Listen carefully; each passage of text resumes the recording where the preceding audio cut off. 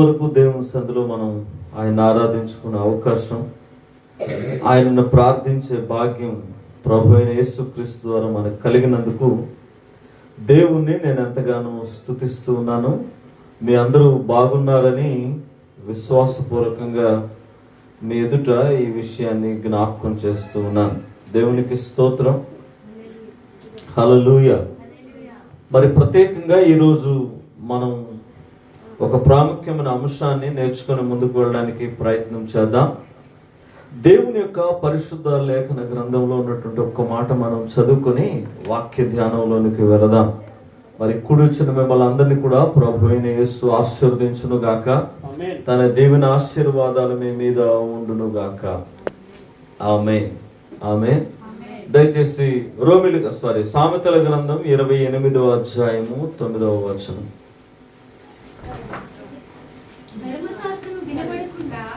ధర్మశాస్త్రము వినకుండా చెవిని దూరం చేసుకునే వాడి ప్రార్థన ఎవరికి హేయమట? దేవుడికి హేయంగా ఉంది అని మనం చూసాం. మరొకసారి బిగ్గరగా చదవండి ఆ మాట.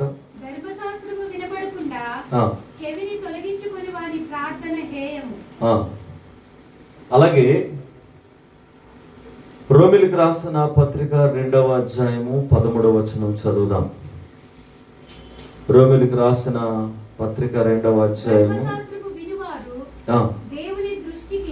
ధర్మశాస్త్రమును వినేటువంటి వారు దేవుని దృష్టికి నీతిమంతులు కారు గాని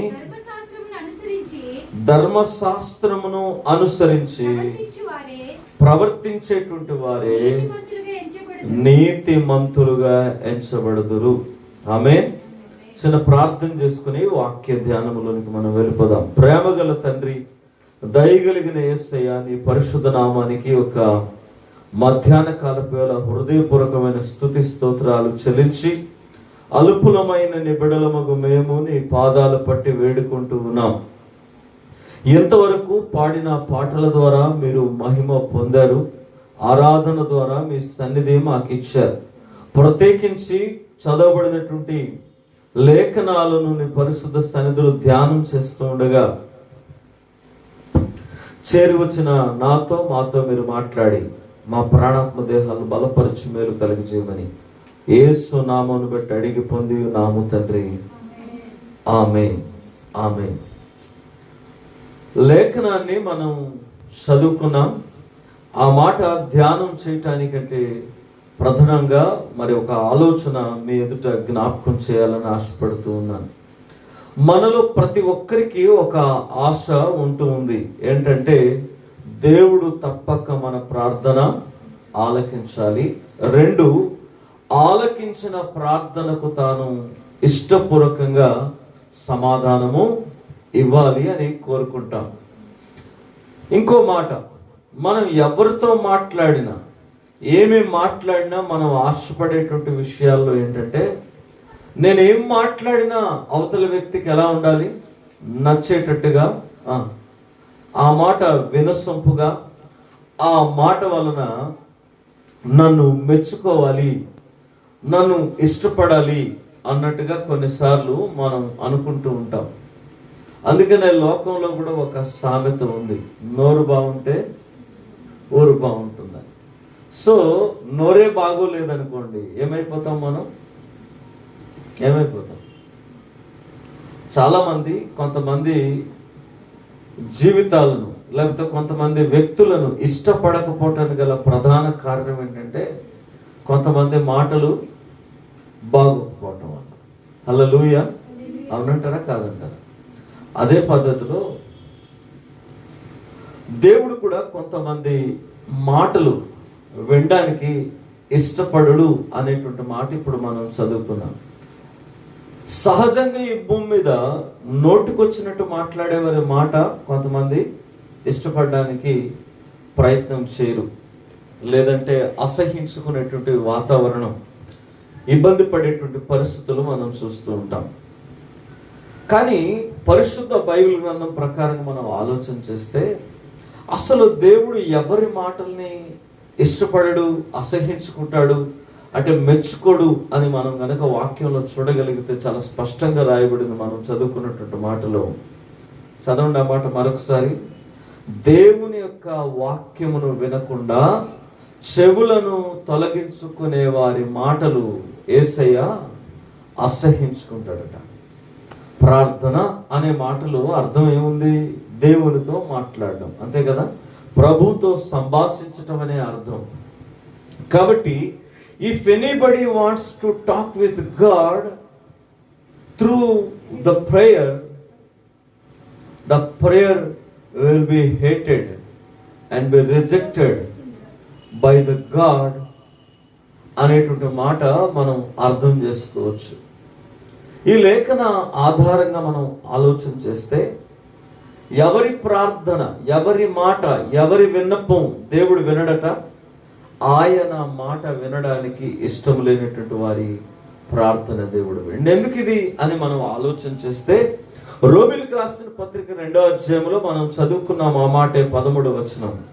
వాక్యాన్ని అనుసరించుట ద్వారా వారు నీతిమంతులుగా తీర్చబడుతున్నారు. Those who listen the word of God they will become righteous.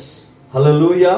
అంటే విని ఆ ప్రకారంగా ఎవరైతే అనుసరించి నడుచుకుంటారో వారు నీతిమంతులుగా తీర్చబడతారు అనే లేఖనము సెలవిస్తుంది. ఆ సెలవిచ్చిన మాటకు మరొక సపోర్టింగ్ వాక్యం బైబిల్ మనకి ఏం నేర్పిస్తుందంటే నీతిమంతుల ప్రార్థన ఆయన ఏం చేస్తాడట? ఆలకించును అని దేవుని యొక్క వాక్యంలో మనం చూస్తూ ఉన్నాం. స్తోత్రం కలుగును గాక. హల్లెలూయా. నీతిమంతులు మొరపెట్టగా ఆయన ఏం చేస్తాడట? వారికి సహాయం చేయును అనేటువంటి మాటలు కీర్తన గ్రంథంలో చాలా ఎక్కువగా మనం ఆ మాటలు గమనిస్తూ ఉంటాం. ఆ మాటల్లో ఒక వచనాన్ని చదవడానికి ప్రయత్నం చేద్దాం రండి.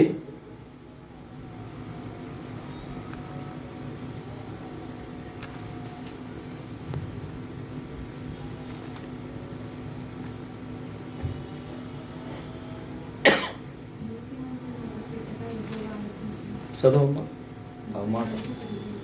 34వ అధ్యాయం కీర్తన గ్రంథం 17వ వచనం.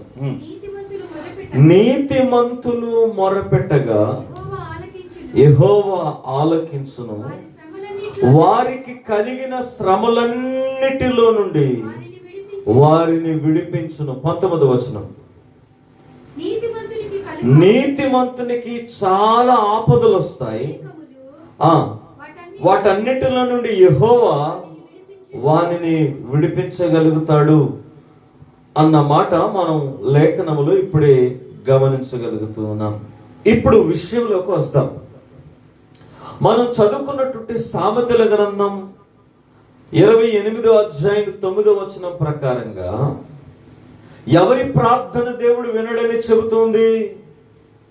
దేవుని వాక్యమును వినడానికి గాని ఆ వాక్యానుసారంగా అనుసరించి జీవితాన్ని దేవుని చిత్తంలో నడిపించుకోవటానికి గాని ఇష్టము లేని వారి ప్రార్థన ఆయన వినడు అన్న మాట మనం గమనించాం.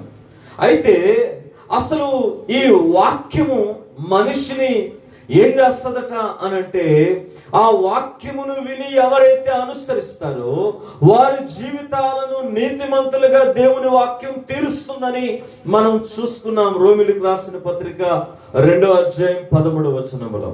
కాబట్టి అలా దేవుని వాక్యమును విని ఆ ప్రకారంగా జీవించు ప్రతి వానిని ఆయన ఏం చేస్తున్నాడట? వారిని నీతిమంతులుగా మారుస్తున్నాడు. అయితే ఆ దైవ చిత్తానుసారమైన వాక్యాన్ని అనుసరించి నడుచుకునే నీతిమంతుల ప్రార్థన మాత్రమే ప్రభు వింటాడు అన్న మాట ఈ వాక్యాన్ని బట్టి మనం అర్థం చేసుకోగలుగుతున్నాం. హల్లెలూయా. ఈ లోకంలో కూడా ఏమండి పెద్దల మాటే వింటారు, లేదా బాగా అధికారంలో చదువుకున్నటువంటి వ్యక్తి వారి మాటే వింటారు. మరొక రకంగా చూద్దాం, చదువు లేకపోయినా సమాజంలో గౌరవ మర్యాదలు ఉంటేనే వాడి మాటకు చెల్లుబాటు. హల్లెలూయా. అలాగే ఈ లోకం ఒక తీరున చూస్తా ఉంటే ప్రభు మరొక తీరున ఏమంటూ ఉన్నారనంటే, నీకు చదువున్నా, నీకు చదువు లేకపోయినా, నీకు సమాజంలో ఒక గౌరవప్రదమైన స్థాయి ఉన్నా లేకపోయినా, నీవు గనుక దేవుని మాటను బట్టి, దేవుని వాక్యమును విని ఆ ప్రకారంగా నీవు అనుసరించి నడుచుకొని జీవించటం మూలముగా నువ్వు నీతిమంతుడుగా, నీతిమంతురాలుగా తీర్చబడితే, నీ ప్రార్థన, నీ మనవి, నీ మాట ఎవరు వింటారట? ప్రభు వాక్యం చెప్తుంది, సాక్షాత్తు ఆ దేవుడే వింటాడని మనం చదువుకున్నాం. ఆయన్ని ఆ 17వ వచనంలో ఏముంది? 34వ కీర్తనలో ఆ యెహోవా ఆలకించును,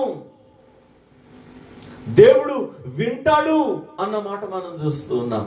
ప్రియ దేవుని సంఘమా, ఈ యొక్క మధ్యాహ్న కాల సమయంలో నువ్వైనా నేనైనా మనలో ప్రతి ఒక్కరూ గుర్తుపెట్టుకోవాల్సిన విషయం ఏంటంటే, దేవుడు మన ప్రార్థన వినాలి, మన ప్రార్థన మనవులు ఆయన ఇష్టపడాలి. ఆ ఇష్టపూర్వకమైన మనవులకు తగినటువంటి సమాధానం ఆయన మనకు దయచేయాలి అనంటే, దేవుని పిల్లలైన ప్రతి ఒక్కరూ చేయవలసిన అత్యంత ప్రధానమైన పని ఏమిటి అనంటే, మొదట నువ్వు దేవుని మాట వినడం నేర్చుకోవాలి. హల్లెలూయా, హల్లెలూయా. అంతే కదా. ఈ లోకంలో ఒక సామెత ఉంది, మా ఇంటికి వస్తే మీ ఇంటికి వస్తే కదా. ఏమండి, ఈ రెండు కూడా అవసరమే ఒక పద్ధతిని. కానీ వాక్యం అంటుంది, if you listen and live according to his will, definitely God is going to listen to your prayers without hating. ఏమండి, దేవుడిని ప్రార్థన అసహించుకోకుండా, ఇష్టపడకుండా విని దానికి తగిన ప్రతిఫలము ఆయన నీ జీవితంలో దయచేయాలి అని అంటే, మొట్టమొదటగా నువ్వు ఆయన మాటలు వినాలి, ఆ మాటల ప్రకారంగా నువ్వు నడుచుకోగలిగి. హల్లెలూయా, దేవునికి స్తోత్రం కలుగును గాక. అంటే దేవుని చిత్తానుసారంగా నువ్వు ప్రార్థించగలిగితే, దేవుని ఇష్టపూర్వకంగా నువ్వు గనక భక్తిని చేయగలిగితే, నీ ప్రార్థన ఎవరు వింటారట? ఈ భూ సంబంధమైన మనుషులు నీ మనవులు, నీ విన్నపాలు, నీ దరఖాస్తులు విన్నా వినకపోయినా, తీసుకున్నా తీసుకోపోయినా, నిన్ను సృజించిన నీ దేవుడు నీవు ఏ పరిస్థితిలో ఉండి ఆయనకు మొరపెట్టినా ఆయన వింటాడు. నీకు తగిన కాలమందు సహాయమును ఆయన దయచేస్తాడు. అంటే ఇక్కడ ఏమర్థమవుతుంది? చాలా పర్యాయాలు మనం అనుకుంటున్నటువంటి పొరపాటు, ఎందుకు దేవుడు నా ప్రార్థన వినటం లేదు, ఎందుకు నా ప్రార్థన అంగీకరించట్లేదు, ఎందుకు దేవుడు నా ప్రార్థనకు తగిన కాలమందు సమాధానం ఇవ్వటం లేదు అని చాలా పర్యాయాలు మనం అనుకుంటూ ఉంటున్నాము కదా. వాటన్నిటికీ ఈ యొక్క ఉదయకాల సమయంలో పరిశుద్ధ బైబిల్ గ్రంథములో మనకు జవాబు ఉన్నది. ఏంటయ్యా సంగతి అని అంటే, నీవు దేవుని దృష్టిలో నీతిమంతుని లక్షణాలలో ఒకటైన దేవుని మాటను విని ఆ ప్రకారంగా జీవించి ఆయన చిత్తాన్ని బట్టి ప్రార్థించే ప్రార్థనా జీవితం, ఆధ్యాత్మిక జీవనం నీలో ఆయనకు కనబడటం లేదు. అందుకనే ఆయన నీ ప్రార్థన వినకుండా ఏం చేస్తున్నాడట? హేయముగా, ఇష్టము లేనిదిగా, అసహ్యమైనదిగా ఆయన ఎంచుతూ ఉన్నాడు. స్తోత్రం కలుగును గాక. మీకు చిన్న ఎగ్జాంపుల్, ఎంత ముద్దొచ్చే పిల్లోడైనా నోరు గనక బాగోలేదనుకోండి, పుచ్చిపోయిన పళ్ళు ఉన్నాయనుకోండి, ఏమండి పాచికేయలేని నోరు అనుకోండి, అది బ్రష్ చేయలేని నోరు అనుకోండి, ముద్దు పెట్టుకుంటారు మూతి మీద మీరు పిల్లల్ని. ఎంత ముద్దొచ్చేవాళ్ళు ఏమండి చేయగలరాలేగా? స్తోత్రం. అది అస్సలు చచ్చినా చేయలేరు. అలాగే ఎంత సొంత కన్న తండ్రి అయినా, రక్తం పచ్చుకొని పుట్టిన అన్నైనా అక్కైనా నోరు బాగాలేదనుకోండి, పొరపాటున వాళ్ళు గొడవకు తినేవాళ్ళు, కైని నమ్మినేవాళ్ళు, సిగరెట్ కాల్చేవాళ్ళు, మందు తాగేవాళ్ళు అనుకోండి, మీ నోటికి నోరు దగ్గరగా పెట్టి మాట్లాడుతుంటే, అబ్బా మా అన్నయ్యే కదా, మా అక్కే కదా, మా నాన్నే కదా అని దగ్గర నిలబడతారా? ఫస్ట్ చేసే పని ఏంటి? సులోచన టక్కున చేయి తీసుకెళ్ళి ఏం చేస్తాం? ముక్కుకి మూతికి అడ్డు పెట్టుకుంటాం మనం. అవునా కాదా? ఎంత రక్త సంబంధం అయినా, ఎంత ముద్దొచ్చే పిల్లడైనా చెప్పండి, రెండు ఆలోచనలు సరైన వాళ్ళని దగ్గర చేయం, నోరు బాగలేని దగ్గరికి అసలే వెళ్ళలేం మనం. అలాగే ఇక్కడ కూడా ప్రభు చెప్తున్నటువంటి మాట ఏంటంటే, నీ ప్రార్థన ఆయన దృష్టికి హేయమైనదిగా ఎందుకు అనిపించిందంటే, నీ నోరు వాక్యముతో నింపబడి లేదు గనక. ఎందుకు వాక్యమే అంటుంది, మనందరికీ తెలిసినటువంటి మాట, హృదయము నిండి ఉండు దానిని బట్టి. అంటే హృదయములో ఏమి నిండి ఉండాలి? కొలస్సీ పత్రికలో 3వ అధ్యాయంలో పౌలు భక్తుడు అంటాడు, బహుశా 16వ వచనం అనుకుంటా, మీ హృదయములలో దేవుని వాక్యమును సమృద్ధిగా నివసింపనివ్వండి అని అన్నాడు. అన్నాడా లేదా? అలాగా ఏమో, ఎవరికి తెలుసు? తెలిస్తే కదా తెలిసేది. కొలస్సీలకు రాసిన పత్రిక త్వరగా తీస్తాం. కొలస్సీలకు రాసిన పత్రిక 3వ అధ్యాయం 16వ వచనములో చివరి మాటలో అంటాడు, సమస్త విధములైన జ్ఞానముతో క్రీస్తు వాక్యము మీలో, అనగా మీ పైన వచనములో అంటాడు అదే మాటలో, మీ హృదయములలో ఏమండి వాక్యము సమృద్ధిగా ఉండాలట. హల్లెలూయా. ఈ సమృద్ధిగా మన హృదయము దేవుని వాక్యము చేత నింపబడినదై ఉండాలి అని అంటే ఏం చేయాలా? దేవుని వాక్యమును చెప్పాలి, వినాలి. చాలా అంశాలు ఇందులో పొందుపరచబడి ఉన్నాయి, కానీ స్ట్రైట్ లైన్లోకి నేను వచ్చేస్తున్నాను. ఇప్పుడు మీరు చెప్పండి, వాక్యం ఏమంటుంది? రోమీయులకు రాసిన పత్రిక 10వ అధ్యాయం 17వ వచనం ఏమంటుందమ్మా సుజాత?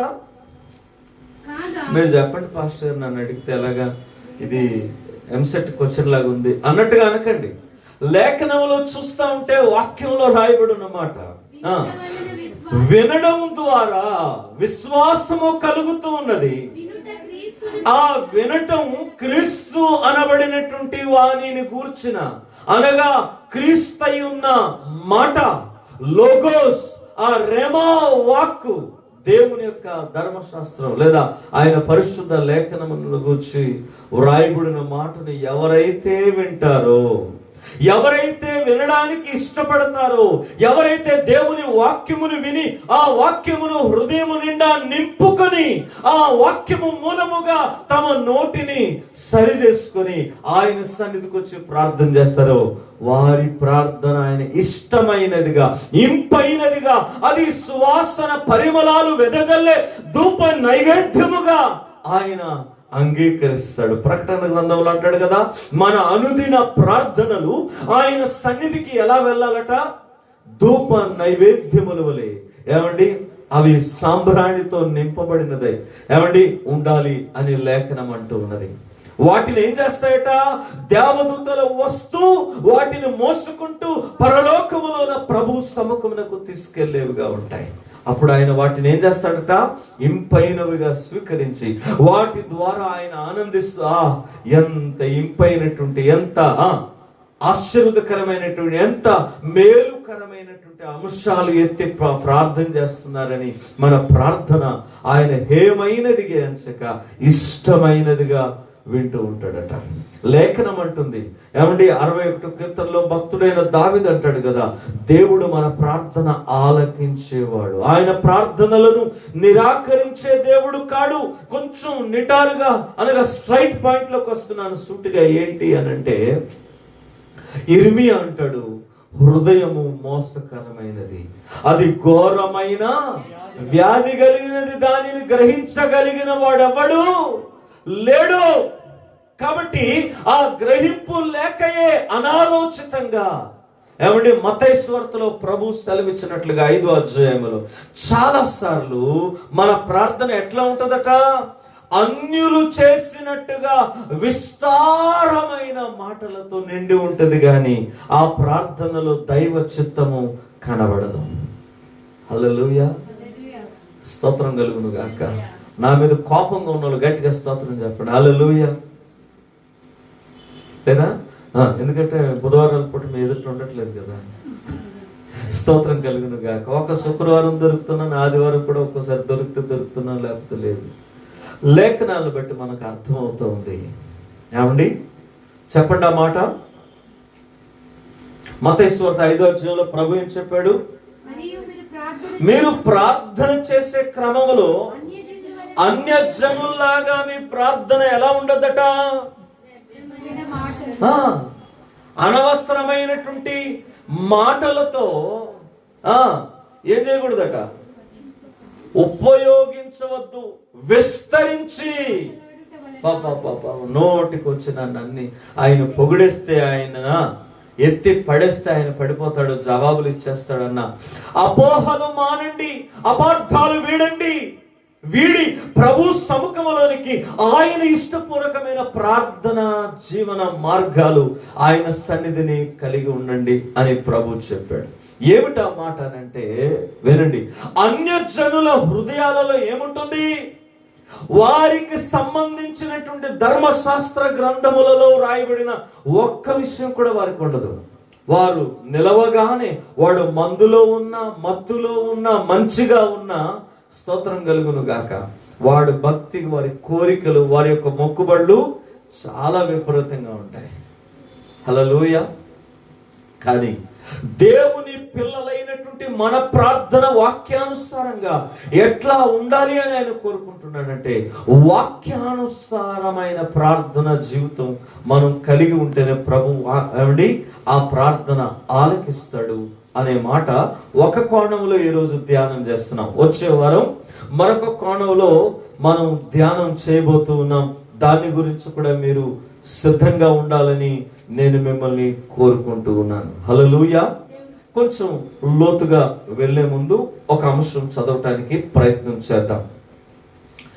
మార్క్స్ వార్త 7వ అధ్యాయం 21వ వచనములో ఏమని చెప్పుకొచ్చాడు ఆయన? చదవండి ఆ మాట.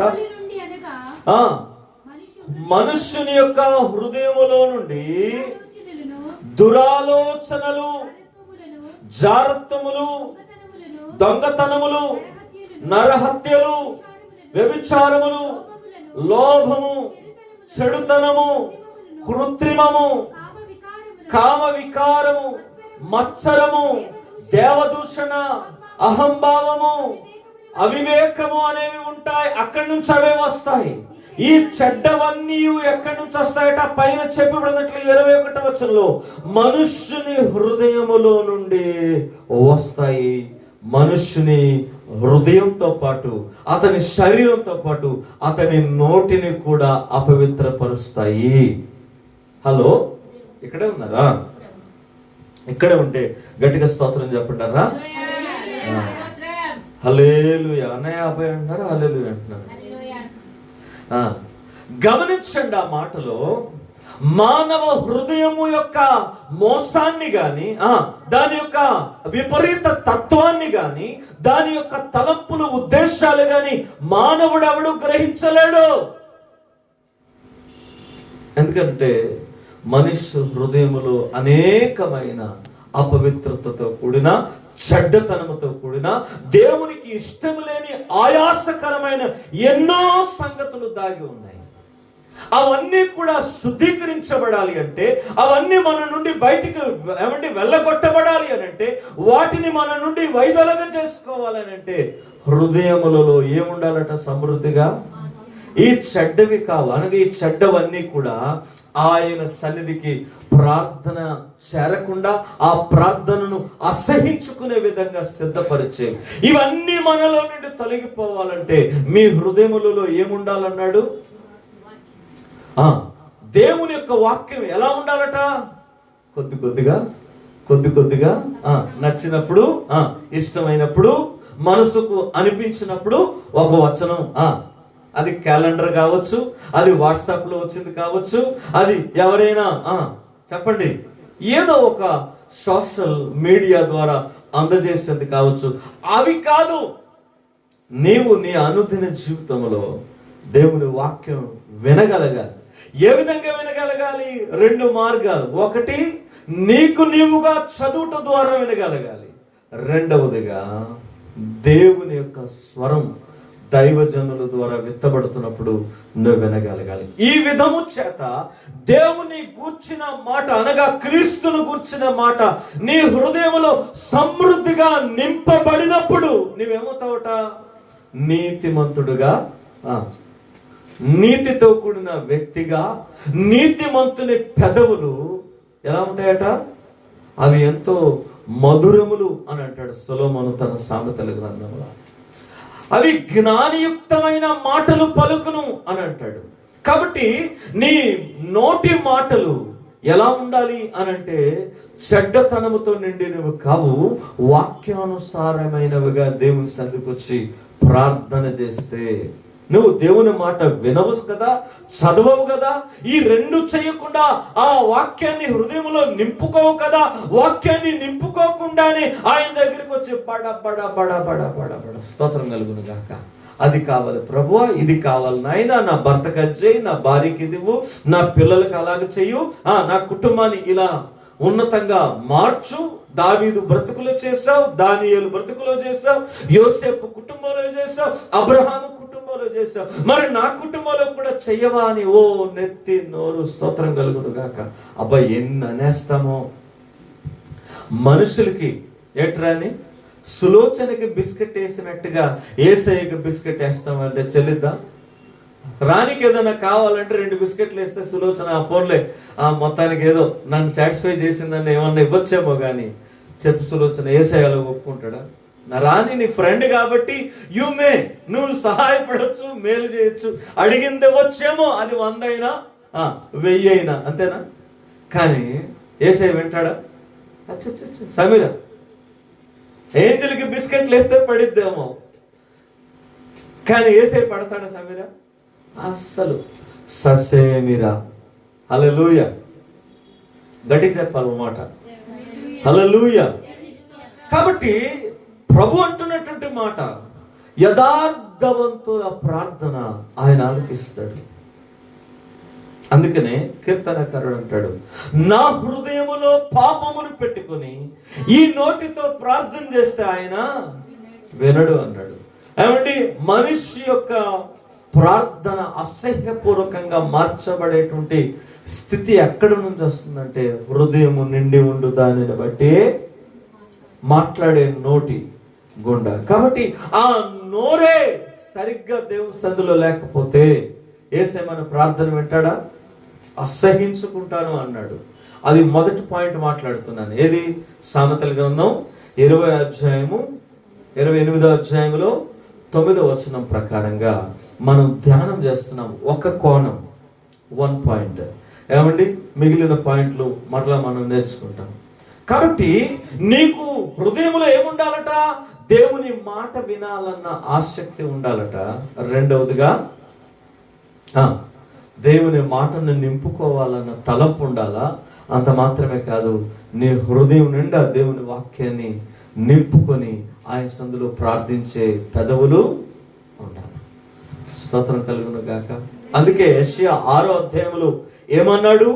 నేను అపవిత్రమైన పెదవులు కలిగిన ప్రజల మధ్యలో ఉన్నాను ప్రభువా, నేను కూడా వారితో ఉంటూ అపవిత్రపరచబడ్డాను. కాబట్టి నన్ను ఏం చేయమన్నాడు? ఆయన పవిత్రపరచు అని ఆయన కోరుకున్నాడు.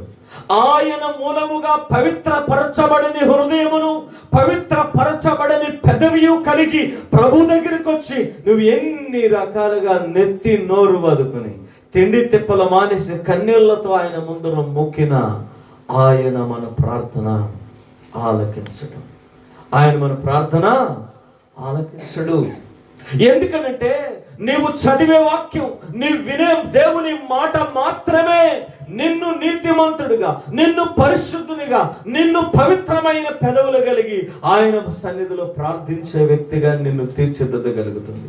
విజయ్ డానియల్ చేసే ప్రసంగాలు కాదు, విజయ్ డానియల్ చేసే ప్రసంగాల వెనకున్న దేవుని మాట నిన్ను పవిత్రపరుస్తుంది, నిన్ను బాగు చేస్తుంది, నీకు మేలు చేస్తుంది, నీకు ఆశీర్వాదాన్ని తెచ్చి పెడుతుంది. ప్రియ దేవుని సంగమా, గమనించవలసినటువంటి మాట ఇది. హల్లెలూయా.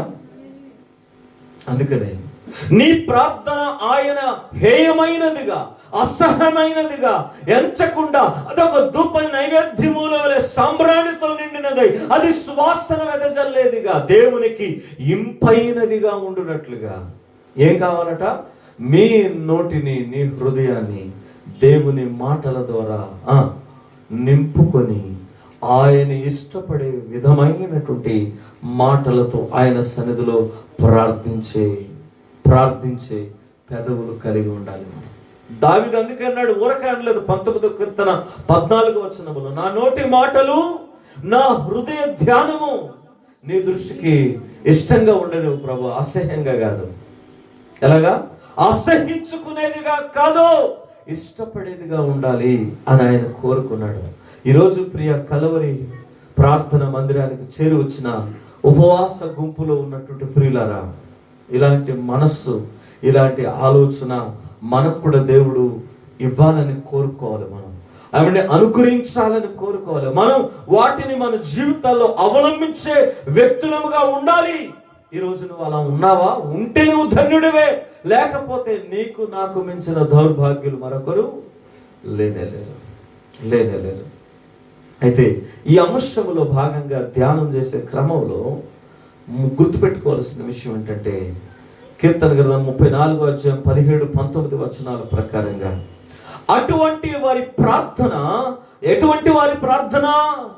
వాక్యమును చదివి, వాక్యమును విని, వాటిని గుడ్డలలో నింపుకొని వారి హృదయాల్లో నింపబడిన మోసకరమైన, దేవునికి ఆయాసకరమైన ప్రతి విధమైన అపవిత్రమైన కార్యాల నుండి వారు విడుదల పొంది విమోచించబడిన వారై పరిశుద్ధతను పొందుకొని ఎవరైతే ఆయన సన్నిధికి వచ్చి ప్రార్థన చేస్తారో వారి ప్రార్థన ఆలకించి విని ఊరుకునేవాడు కాడు. వాక్యం అంటుంది, వారి శ్రమలన్నిటిలో నుండి, వారి ఆపదలన్నిటిలో నుండి ఆయన విడిపిస్తాడు.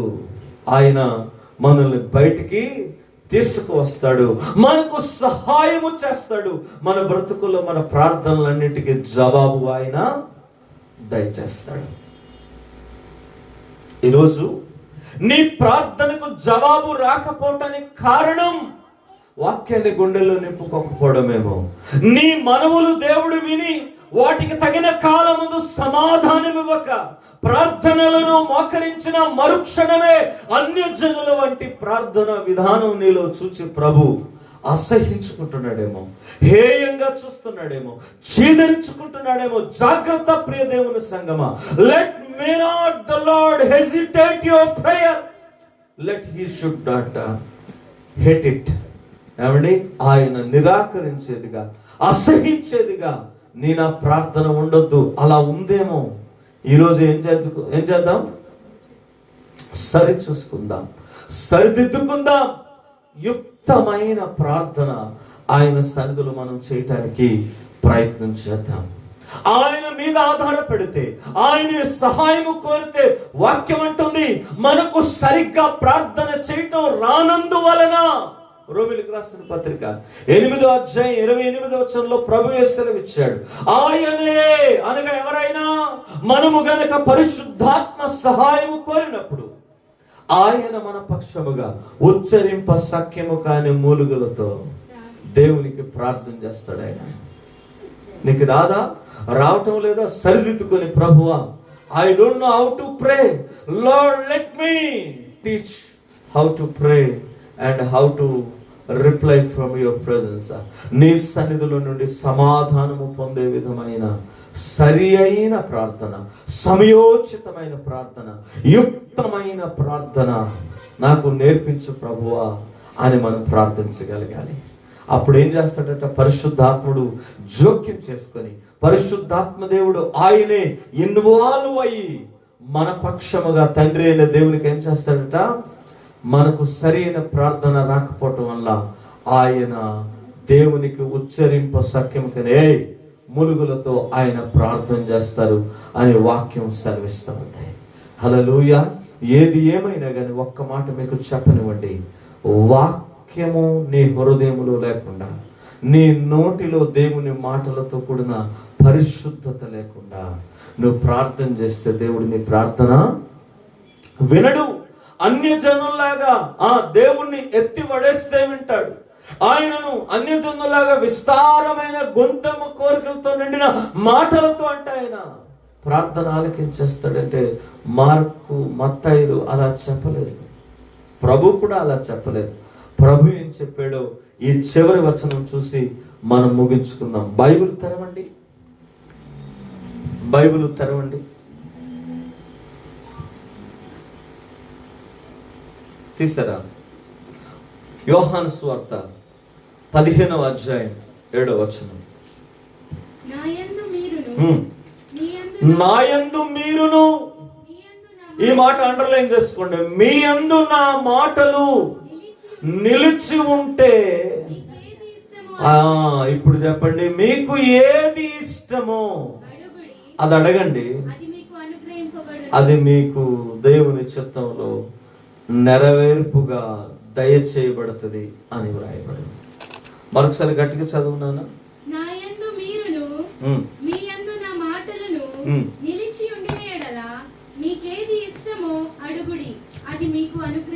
మీరు చెప్పండి, ఏమన్నాడు? దేవుడు మన ప్రార్థన హేయమైనదిగా, అసహ్యమైనదిగా, వినకూడనిదిగా ఆయన ఎంచాలి అని అంటే ఏం చేయాలట?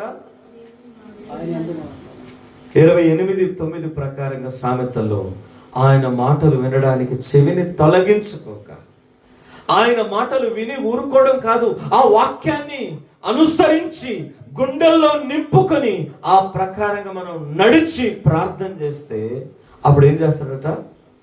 అట్టి వారి ప్రార్థన ఇంపైనదిగా, ఇంపైన ధూప నైవేద్యములతో కూడినటువంటి ప్రార్థనగా స్వీకరిస్తాడు. ఏమండి, ఆ ప్రార్థన వెనకాతల మూలం పునాది ఏమున్నది? దేవుని వాక్యమా, లేకపోతే ఉత్తుత్తి అన్యజనులా, ఏమండి సోదే మాటలా అనేది ప్రభు చూస్తాడట. యోహాను 15:7 ప్రకారంగా ఆయన చూచిన తర్వాత, సులోచన ప్రార్థనకు వెనకాతల వాక్యమా పునాది? రాణి ప్రార్థనకు పునాది ఏంటి? వాక్యమేనా? ఓకే, కీర్తిప్రియ ప్రార్థనకు మూలమేముంది? దేవుని వాక్యమేనా అని మనందరి యొక్క అంతరంగాలను ఆయన పరిశీలించి, మన ప్రార్థన వాక్య సంబంధమైనదా లేకపోతే మన సొంత ఇష్టమైనదా అనేది పరీక్షించి ఆయన జల్లించి అందులో గింజలను ఏరినట్లుగా, ఏమండి పొల్లును పక్కన పడేసినట్లుగా అన్యజనుల వంటి విస్తారమైన మాటలతో కూడిన వారి ప్రార్థన అలా పక్కన పెడతాడు. బియ్యం ఏరేటప్పుడు ఏం చేస్తాం సులోచన? రాళ్ళన్నీ పక్కన పెట్టినట్టుగా ప్రభు పక్కన పెడతాడు. వాక్యానుసారంగా ప్రార్థించే వారందరినీ కూడా దేవుడు ఏం చేస్తాడు? తన ఎదుట నిలుపుకొని వారి ప్రార్థనలన్నిటికీ చెప్పండి గ్రాంటెడ్ అని ఏం చేస్తాడు?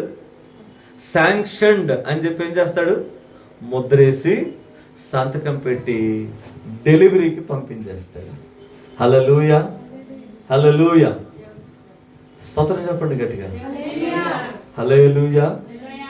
ఇప్పుడు మీరు గమనించండి ఆ మాట, చివరి మాట ఇది.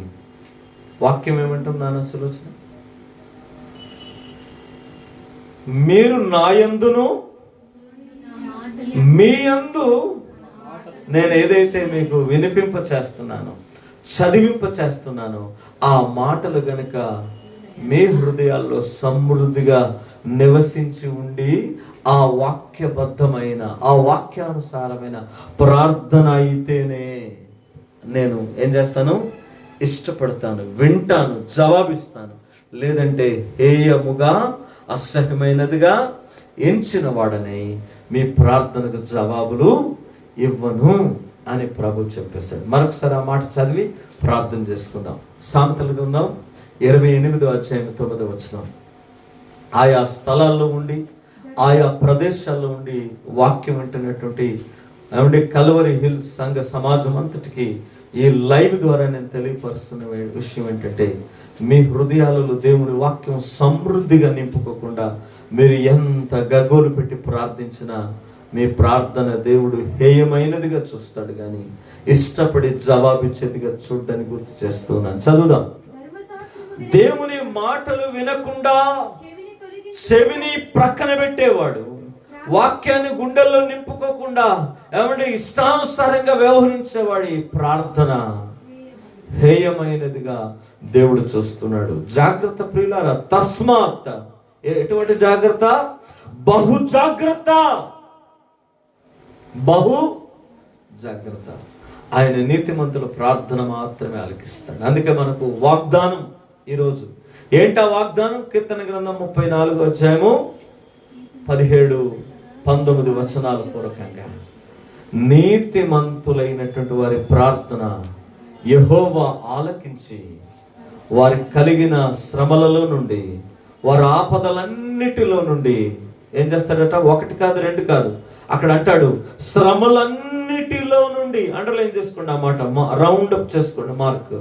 ఆపదలన్నిటిలో నుండి అని వ్రాయబడి ఉంటుంది. అలాగే ఉంది నాన్న సులోచన. ఆపదలన్నిటిలో నుండి, శ్రమలన్నీ 17వ వచనంలోనేమో శ్రమలన్నిటిలో నుండి అని ఉంటుంది, 19వ వచనంలో ఆపదలన్నిటిలో నుండి అని ఉంటుంది. అలాగే ఉందా? ఎగ్జాక్ట్ గా అలాగే ఉందా? చదవండి ఆ మాట. నీతిమంతునికి కలుగు ఆపదలు అనేకములు ఏటట? వాటిలో నుండి అన్నాడా? వాటన్నిటిలో నుండి అన్నాడా? గట్టిగా చప్పట్లు కూడా దేవుని మహిమ. హల్లెలూయా. 17వ వచనం కూడా చదువు. నీతిమంతులు ప్రార్థించగా దేవుడు వింటాడు, వారి శ్రమలలో నుండి అని అన్నాడా? ఏమన్నాడా? వారి శ్రమలలో నుండి అన్నాడా? శ్రమలు అన్నిటిలో నుండి అన్నాడా? అంటే 2 మాటలు ఏం కనబడుతుంది? ఆ సమయానికి వచ్చిన వాటిలో నుండే కాదు, అటువంటివి ఎన్ని వచ్చినా అలాంటి వాటన్నిటిలో నుండి, అంటే ప్రతి దానిలో నుండి ఆయన ఏం చేస్తాడట? మనల్ని విడిపిస్తాడట. ఇంత గొప్ప దేవుని వాగ్దానాలు మనం ముందు పెట్టుకొని ఏం చేయలేకపోతున్నా? వాగ్దానాల్ని ప్రార్థన ద్వారా మనం స్వతంత్రించలేకపోతున్నాం. ప్రియులారా, ఏ విషయంలో మీరు ఏమండి దేవుని వాగ్దానాలు స్వతంత్రించుకోలేక, మీ ప్రార్థన దేవుడు విన్నాడో లేదో తెలవక, విన్నా గాని వాటిని జవాబు రాక, ఏ కారణము చేత జవాబు రావట్లేదని అయోమయంలో పడిపోయి ఉన్నారు. నాకు తెలియదు. ఈరోజు ప్రభు మనకు జవాబిచ్చాడు. ఎటువంటి జవాబిచ్చాడు? వాక్యం వినని వారి ప్రార్థన, విన్న వాక్యాన్ని హృదయంలో సమృద్ధిగా నింపుకోలేని వారి ప్రార్థన, వాటిని వినక నింపుకోక అపవిత్రులుగా అనీతిమంతులుగా ఉన్న వారి ప్రార్థన ఆయన వినడు అని మనం చూసాం. ఎందుకనంటే హృదయము వాక్యం లేకపోతే మోసకరమైనదిగా, ఘోరమైన వ్యాధి కలిగినదిగా, అపవిత్రమైనదిగా మార్చబడుతుంది కనుక అలాంటి వాటి చేత నింపబడిన ప్రార్థన ఆయన ఆలకించడు, ఆయన అంగీకరించడు, వాటికి జవాబు ఇవ్వడం మనం చూసాం. ఈరోజు జవాబు ఇచ్చేటువంటి ప్రార్థన ఏంటంటే వాక్యము విని ఆ వాక్యము ద్వారా నీతిమంతులుగా తీర్చబడి, ఎవరైతే దేవుని వాక్యమునే ప్రధానమైన పునాదిగా చేసుకొని వాక్యానుసారమైన ప్రార్థన చేస్తారో, కీర్తన యోహాను 15:7 ప్రకారంగా వారి ప్రార్థనల ప్రకారంగా దేవుడు ఏం చేస్తాడట? వారికి ఏది ఇష్టమై అడిగినా, చెప్పండి అలాగే ఉందా? 15:7లో మళ్ళీ చదవండి ఆ మాట. మీకు ఏది ఇష్టమో అది అడగండి. ఏంజల్ సరే, మీకు ఏది ఇష్టమో దేవుడు మీకు అనుగ్రహించాలంటే ఏం చేయాలా? చెప్పాలి. వాక్యాన్ని గుండెల్లో నింపుకొని వాక్యానుసారమైన ప్రవర్తన కలిగి, వాక్యం వినడానికి ఇష్టపడే చెవులను కలిగి మనం కనుక ప్రార్థన చేస్తే తప్పక యేసయ్య నువ్వేది అడిగితే అది ఇచ్చేస్తాడు. జవాబు దొరికిందా? మీకు జవాబు దొరికిందా? మీకు ఏమైనా ఇలాంటి సందేహం ఉంటే, కాబట్టి ఈ మాటల ద్వారా మన ప్రార్థనలు ఇక మీదట ఎలా చేద్దాం? వాక్యంలో అంటాడు, ఆ మాట వచ్చే వారం చెప్పాలని అనుకున్నాను కానీ చూపించే ప్రయత్నం చేస్తాను. 1 యోహాను పత్రిక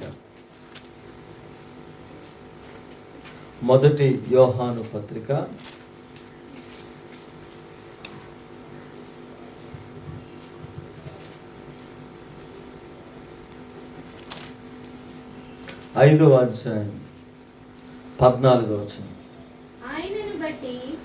యేసుక్రీస్తుని బట్టి మనకు ఉన్న ధైర్యం ఏంటంటే ఆయన చిత్తానుసారముగా మనము ఏది అడిగినా ఆయన మన మనవి ఆలకిస్తాడు. తర్వాత 15, మనము ఏమి అడిగినా సరే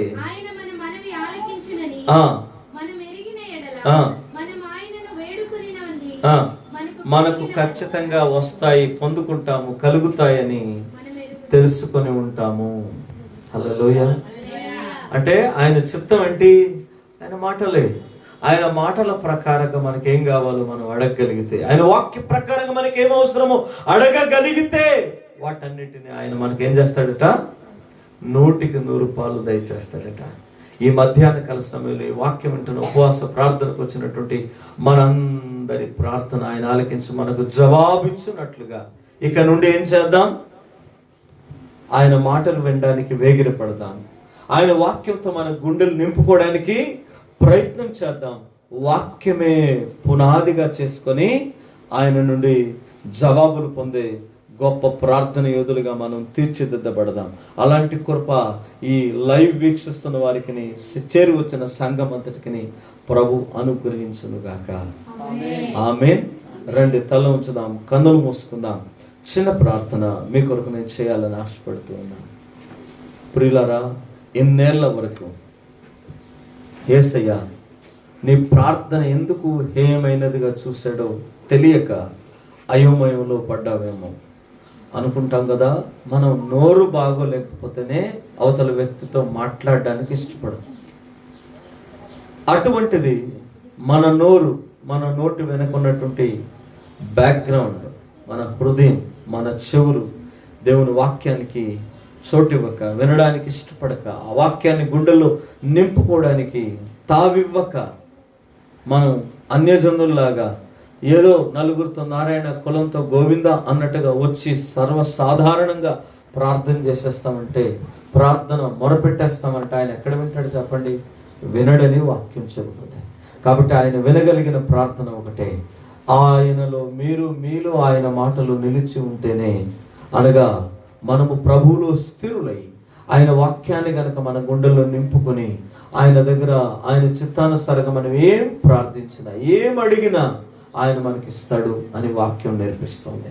కాబట్టి ఈరోజు నీకు ఏది ఇష్టమో అడగటానికంటే ముందు ఒక్క మాట ప్రభు ఎదుట తీర్మానం చేసుకో. ప్రభువా, here I am to listen your word, to fill my heart with I word of God. Logos అనేటువంటి రెమ వాక్తో నా హృదయాన్ని, నా చెవులను నింపుకొని నీ సన్నిధికి వచ్చి ప్రార్థించడానికి నేను ఇష్టపడుతున్నాను ప్రభువా అని మిమ్మల్ని మీరు ప్రభుకు సమర్పించుకొని ప్రార్థించగలిగితే తప్పక మీ ప్రార్థనలకు ప్రభు జవాబిస్తాడు. కాబట్టి ఈ సమయంలో చిన్న ప్రార్థన నేను చేయాలని ఆశపడుతూ ఉన్నాను.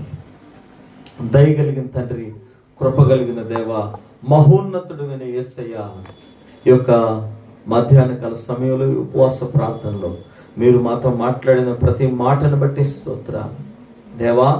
సొలొమోను రాసిన సామెతల్లో ఉన్న 28వ అధ్యాయం 9వ వచనంలో ఉన్న మాటను బట్టి, అవును ప్రభువా, నీ మాటలు వినకుండా, విన్న మాటలు గుండెల్లో నింపుకోకుండా, ఆ మాటలే పునాదిగా చేసుకుని ప్రార్థించని ఏ వ్యక్తి ప్రార్థన కూడా నువ్వు వినవని, అసహించుకుంటావని, హేమైనదిగా చూస్తావని ఇప్పుడు దాకా విన్నాం.